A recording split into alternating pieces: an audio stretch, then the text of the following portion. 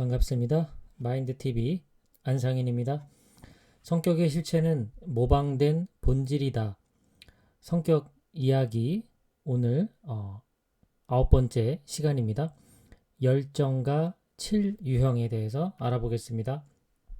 한국 애니어그램 협회 회원 역량 강화 특강 내용을 기반으로 하고 있습니다. 인간과 본질 정의 다시 한번 말씀드릴게요. 인간이란 육체를 입고 물질 세계에 태어난 영적 존재이다. 본질이란 영적 존재인 인간의 내면에는 신성의 빛이 있으며 그것이 인간의 본질이다. 모방된 본질이란 고유한 본질과 연결이 끊어져 과하게 발현되어 나타나는 거짓된 본질로서 성격이라고 볼 수도 있습니다. 본질을 카피한 느낌을 가지고 있습니다. 7유형의 본질은 즐거움과 자유입니다.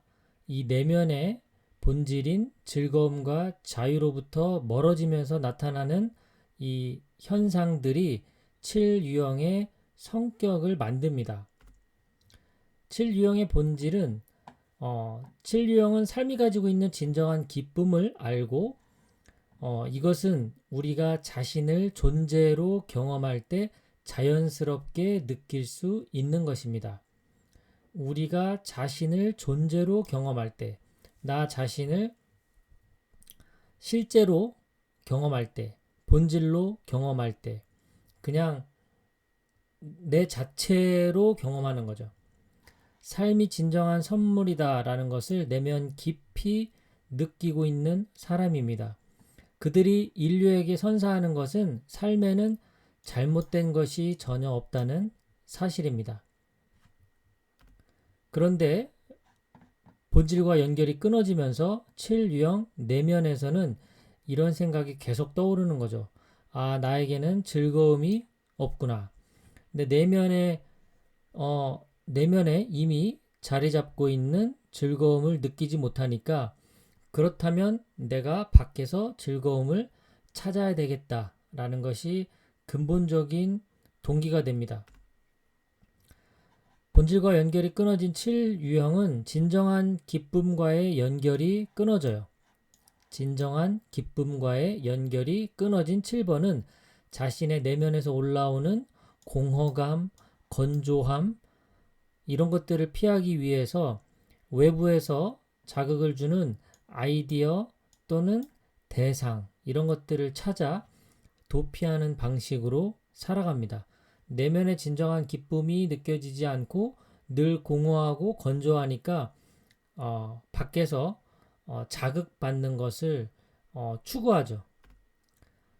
첫 번째, 모방된 즐거움입니다. 내면의 즐거움을 온전히 느끼지 못하고 모방된 본질을 사용하기 시작하면 기쁨을 약속하는 모든 것을 향해 구상하고 계획 세우기를 굉장히 좋아합니다. 지나치게 낙천적이고 열광적인 특징이 나타나고요. 불안을 피하기 위해 예비, 지도와 계획으로 도피합니다. 그러니까 만약에 플랜 A를 가지고 있었는데 그것이 안 된다. 그러면 플랜 B. 플랜 B도 안 된다. 그럼 플랜 C. 다른 말로는 내가 철수를 만나기로 계획을 했는데 철수가 약속이 있어서 못 만난다? 그러면 영희. 영희도 못 만난다? 그러면 숙자. 뭐 이런 식으로 계획을 자꾸 세워서 자신의 그런 불안함, 공허함, 이런 것들로부터 벗어나기 위해서 이런 계획을 세우는 겁니다. 6번과는 정말 다른 계획이죠. 6번은 최악의 상황을 대비하는 계획이죠. 이렇게 안 된다면 또 이런 대비를 하고 이것도 만약에 안 된다면 또 더 안 좋은 상황에 대해서는 이렇게 대비하고 그런 것과 좀 차이가 있습니다. 무책임과 방종의 경향성, 폭음과 폭식, 탐닉 이런 걸 좋아하고요. 지루한 거 정말 못 견딥니다. 부정적인 감정 이런 것도 정말 싫어하는 대상이에요. 참을성이 아주 부족하죠. 못 참는 거예요. 왜 참아야 되는지 이유를 몰라요. 밖에 즐거운 게 얼마나 많은데 왜 여기서 그런 지루함을 참아야 되는지를 도저히 이해 못하는 유형입니다. 지루함을 견디기 어려워하기 때문에 약속 시간에 조금 늦게 도착해요.